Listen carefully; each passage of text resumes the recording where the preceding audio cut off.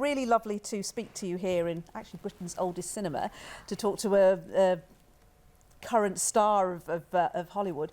How gratifying is it for you to see how well The Farewell has been received, it being your voice and your story? Yeah, it's been really surreal, first of all. But yeah, and then, you know, just magical, because I didn't set out to make a film that was going to appeal to everybody. I mean, of course, you always hope that as a storyteller, but I really fought to tell a very specific story about my family, and not knowing if people were going to come out to see it or resonate with it. And so, yeah, it's really encouraging to know that a film like this, as specific as it is, can also be universal.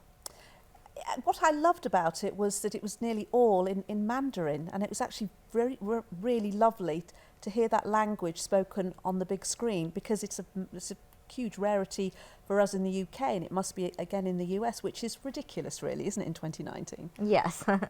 Did you have to fight to keep it in Mandarin, your language? Yes, definitely, because, you know, first of all, how do people feel about reading subtitles? Is that going to keep audiences from wanting to go see the film?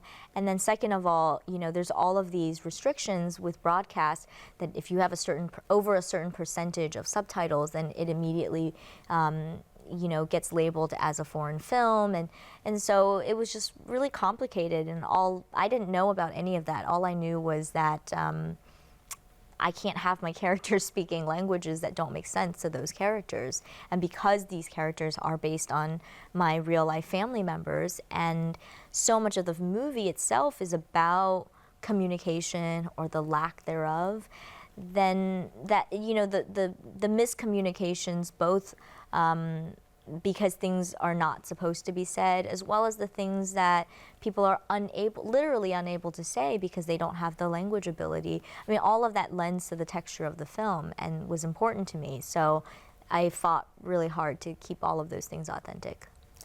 I mean, a lot has been written about how hard you have fought to bring your voice and this beautiful film to the screens. I mean, it has been unnaturally hard for you, hasn't it? It's hard for me to say if it's you know, harder than anyone else's experience in making a film, because I've never been in anyone else's shoes before. I've only made films as me, and so yeah, it was difficult to make this film, and in many ways it feels like a miracle that this film exists, because of all of the roadblocks and all of the gatekeepers and ways in which not only that the film could have not been made, but that it could have been made in a very wrong way, you know, that it could have been made in a very compromised way. And so for this film to exist, yeah, it really is, you know, a small miracle. It's hard to get a film, any film really, financed unless it's a Marvel blockbuster, I imagine. But when you were told that the film, you know, because it was mostly going to be in Mandarin and there wasn't any white lead character in it, did you kind of think, yeah, I saw that coming?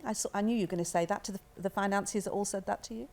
Well, yes, this was said to me initially by, you know, companies that I was pitching to, but it was because I did an episode of This American Life that other producers came to me, and they came to me because they heard the story on the radio and really resonated with it in a human way, you know? So when they came to me and said they wanted to partner and wanted to finance the film, the first question I asked, or basically it wasn't even a question, I just said, you know, like, it's not even worth it for us to have this meeting if you don't agree that these are ways in which I'm not going to compromise.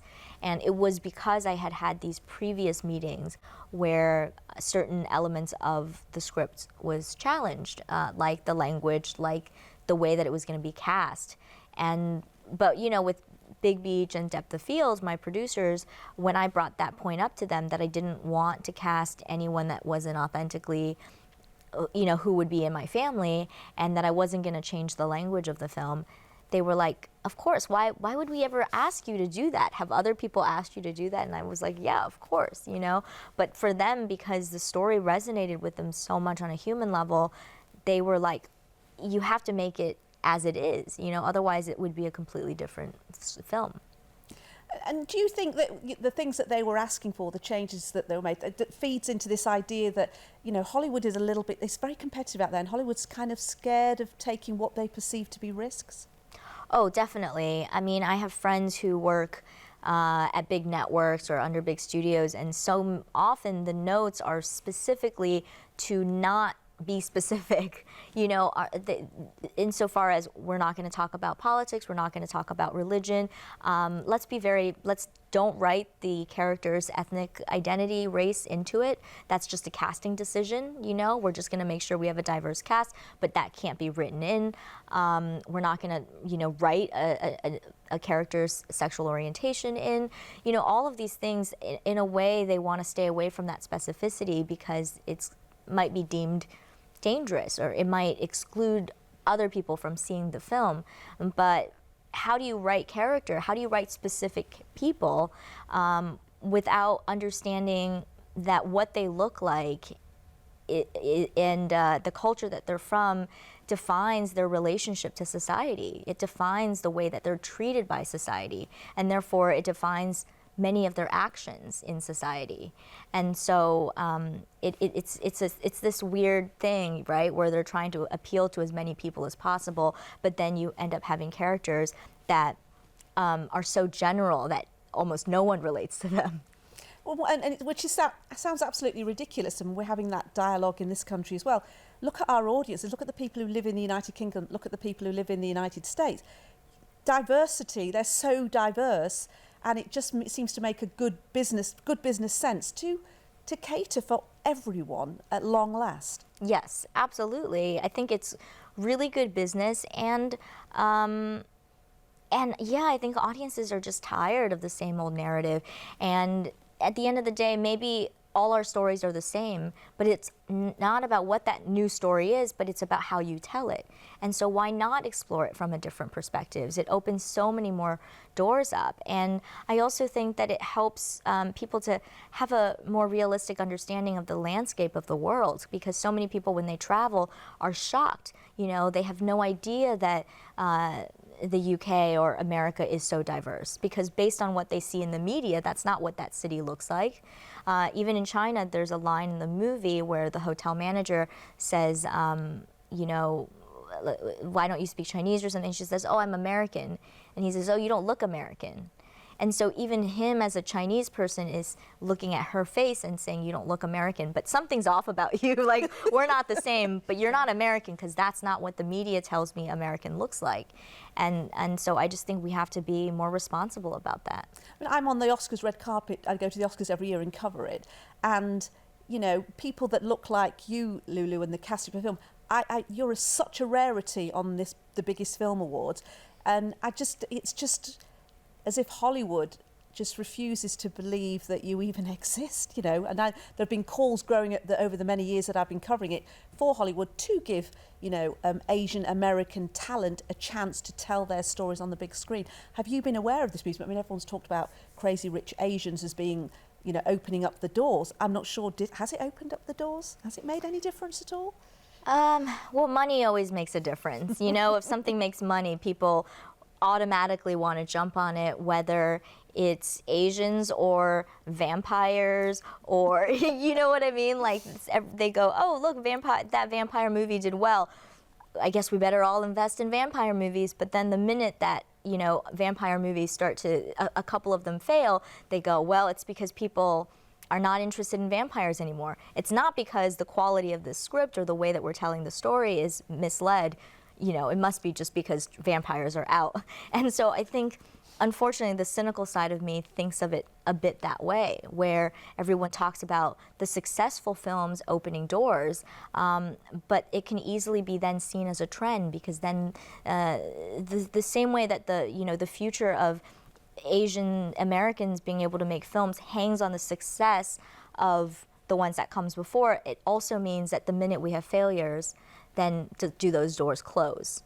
And I think that we have to be allowed the same number of failures that non-diverse filmmakers get to have, and that we're also not pitted against each other, that we're not compared, that people don't go, oh, The Farewell versus Crazy Rich Asians, because, and that's just an example, because there's so few of us, that's the comparison. That's all people can look at is the race element, as opposed to saying, they're actually very different films, and no one expects Rachel getting married to be compared to 27 dresses, and I think that's where we need to move towards is diversity in all genres, in all budget sizes, and knowing that there's not one Asian American experience, and that one film doesn't have to represent all of it.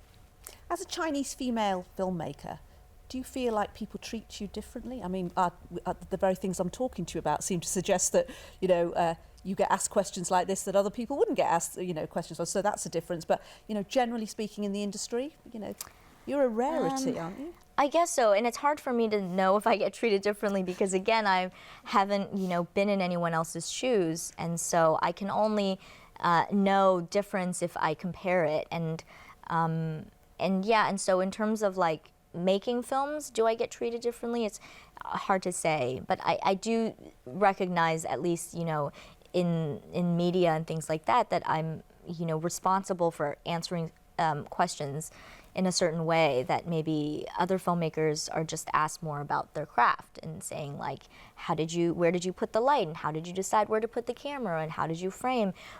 Whereas many questions for me are about the future of the industry, which I don't know that I can necessarily answer. Will The Farewell open in China? Yes, yeah, we have a distributor, and I think that it's going to open next year. What did everyone think about when you were filming all those beautiful natural street scenes, walking down there, and then you were making a Hollywood movie over there? It was in Beijing, wasn't it? Changchun. Okay, yeah. What was the reaction of people around you? I bet they were kind of suitably impressed, really. Yeah, I mean, it's like, shooting in a place where I guess they don't see that every day. And it's not like in LA or New York, like, oh my God, there's another production.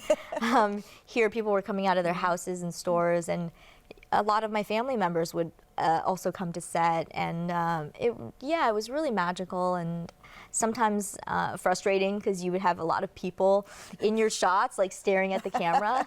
But I think it was a tremendous experience for us and also for them to witness. Yeah. And China is about to become the biggest film market in the world. It's going to overtake North America next year, I believe. So the industry really does need to start thinking about what it's putting out, doesn't it, Hollywood? Well, does it? I mean, I think that's a question, because the minute that you start making, like, we didn't make this film for any specific market, or certainly, I don't want to say not any specific market. I made it for an American audience because I'm American. I didn't make it for a Chinese audience because I'm not Chinese, not in that way. I don't know the perspective over there. I couldn't write in the voice of a Chinese person who's been raised with Chinese values. And so I think that it can be very difficult to create art that is meant to appeal to all of these different cultures and nations that a lot of times the artists themselves don't really understand those people, And I don't think it's just about, casting Zhang Ziyi in it, and suddenly, okay, now it's going to appeal to Chinese people. Like, they can see right through that, in China, they have this saying, they go, oh, they cast, one of our stars to soy sauce it up. Because it's like its essence is not Chinese. People don't connect to the story and to the values or whatever it might be. And so, I think that's a bigger question, is like, is it business? Is it all about commerce? Or do we just try to tell really authentic stories, and hopefully the humanity in the story is what allows people to connect to it? Well, this is, for me, it just felt like, not that I can voice from expert of what an authentic Chinese story is, but it did really feel like when you were in China, the scenes were just, every scene was utterly magical. I went away thinking about the scenes with the food scenes, the many food scenes, just absolutely beautiful and very natural. So everyone's going to see that for what it is in China, that it's a real deal, isn't it? Yeah, I hope so.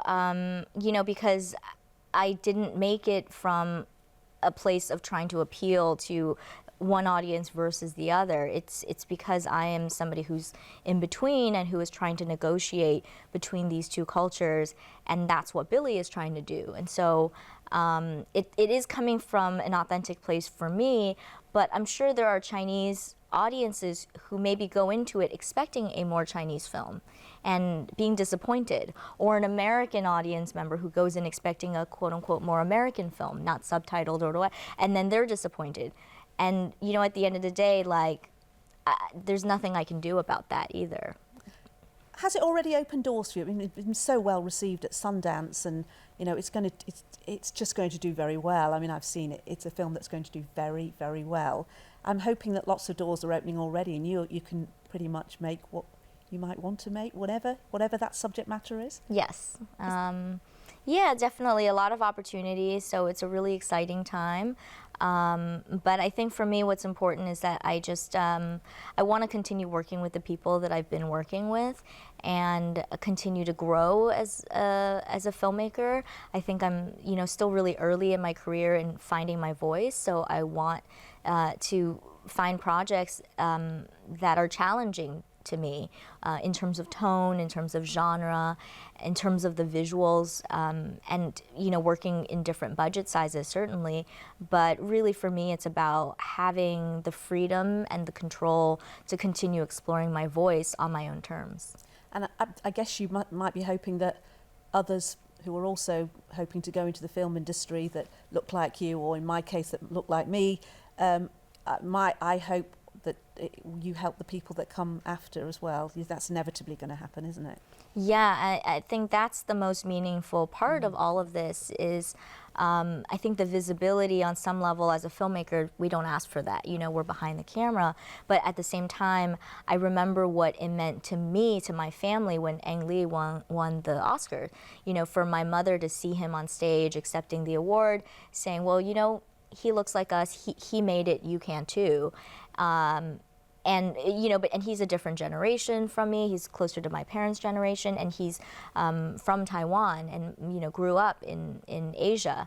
And so I think about that a lot because I get these emails from young women who want to be, and young Asian American women who want to become filmmakers, and they'll say to me, my mother told me that I couldn't do it, and it was really discouraging until she saw you.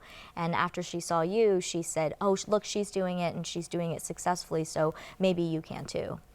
On the subject of Oscars, I mean, your film is very much being talked about as a contender for the awards in February, genuinely. And I'm sure you don't make films so you can pick up a statuette, but that's going to be the strongest message of all, isn't it? Just as Ang Lee winning all those years ago was to the world. Yeah, I guess so. I think it's just an honor and to be part of the conversation, and I think it's important. So regardless of what happens at the end of it, for me, my purpose in continuing to talk about the film and promoting the film is that visibility, is that people see what a filmmaker can look like, and that as I said earlier, that hopefully it inspires other filmmakers, but more themselves as well as their families to really support them, because I just know for me it wasn't until I had my family's support, because they mean so much to me. It wasn't until they were fully behind my decision and I felt like I wasn't causing them pain and terror by making this choice that I could really have the freedom to be creative and to to take risks in my work. But if I was constantly burdened by this feeling that my choice was causing them fear and anxiety and any kind of suffering, it was difficult for me to feel good about choosing to take this path. Would a point? Oh, I'm sorry. Okay. Do you know what? I just was going to ask. Would a moment be in the future that, for example, you get asked to direct a big, massive budget Marvel movie or something? That would be another moment, wouldn't it? Not just for female filmmakers, but for filmmakers, Asian American or whatever, not or Caucasian people. That would be a big statement, wouldn't it, if that were to ever happen? Certainly, but I think that's already happening. You know, Chloe Zhao is directing one. Kathy Yen is directing a huge superhero movie, and so yeah, there are already these women, you know, being given these opportunities, and it's super inspiring for me. And to other filmmakers, and so. Yeah, I just think that we need more of us doing all different kinds of films at all different levels, and whatever path that might be.